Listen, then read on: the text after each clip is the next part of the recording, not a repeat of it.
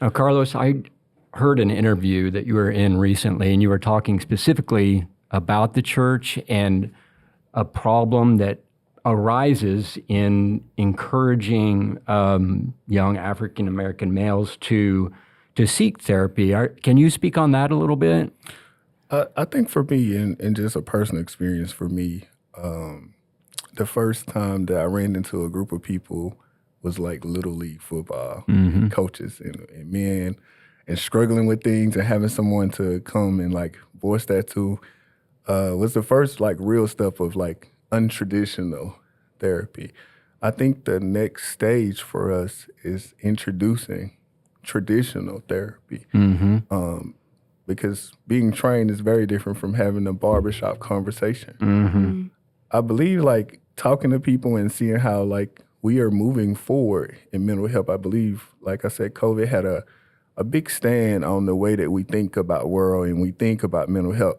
Because a lot of people, that was just a conversation that heard somebody, knew somebody, never really impacted me. But during that situation, it was like right in front of us. A lot of families did not make it through COVID. And that was like heartbreaking for me to see that in my neighborhood as well. And so I'm like, yeah, we have to start pushing more of the therapy, more of the tools. And so I think church can help a lot. It's helping getting the message when we're talking about stigma or breaking down walls. An introduction from a person that is familiar with us in our community will go a long way. And so I think we are working and should be working towards better communications with community centers and in the churches in the areas to get in and show like we are just normal people who just here. It can be very scary to open up to people that you don't know. And so church is a good step for that. Yeah, for it's sure. a familiar place, a group of people that, you know, that individuals love and are trust. Yeah. Yes. Yeah. Trust, that is a big word. Yes, it is. Well, let's talk about that a little bit. I mean, I assume that trust is probably a pretty big hurdle when it comes to, seeking therapy. How is trust involved in this whole thing? Well, you think of consistency in terms of, and you mentioned this, Carlos, like how does one just open up and like, you don't know me Right. from the other person, right? Yeah. And so to have that consistent person who shows up for you, like that's important. And to stand on what you will do for that individual as a professional in that person's life. It's like, those are the things that's most important. And to know that, okay, I too can share in your story, right? And so being culturally competent as a provider is also very important in terms of like that trust building relationship. Yeah. Yes. We'll talk a little bit about culturally competent. Can you expound on that a little bit?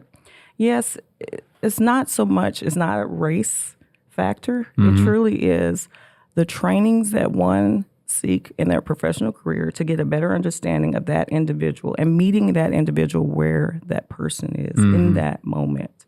It is a upbringing, it's a background, it's all those things. And so when you think of cultural competency, you think of specific trainings and truly understanding and at least have a sense of trying to or attempting to understand where that one individual is coming from. Yeah. I think it's twofold, if I could say. Like, I think that we have to understand, like, traditionally what happens in communities that are low income driven. A lot of times people come in and they promise these things and these hopes of things, and then the inconsistency happens, and then the trust backs away. And so from my experience working here, I think we have to take ourselves out of the therapeutic relationship or the helper role, because what is progress for us could be very different from the progress from my community.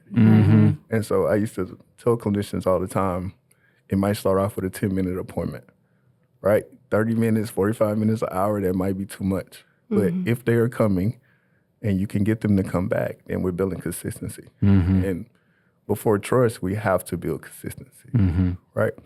And so that 10 minutes goes to 15 to 30 to 45 to, all right, we're here an hour.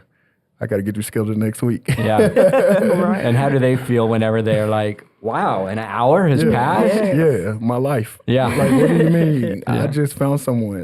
And I know that feeling coming here, finding someone that hears me and sees me for the first time. Like, that was one of the great things I always talk about FCS. Coming from a military culture and then coming from a contractor culture and then coming here, I'm like, looking under the desk and open up in doors. I'm like, I'm pretty sure there's some real people here somewhere. Where take the mask off. Where are they? Yeah. And so I often tell like new clinicians that come in, like, you're gonna have that feeling where it doesn't feel real for a long time.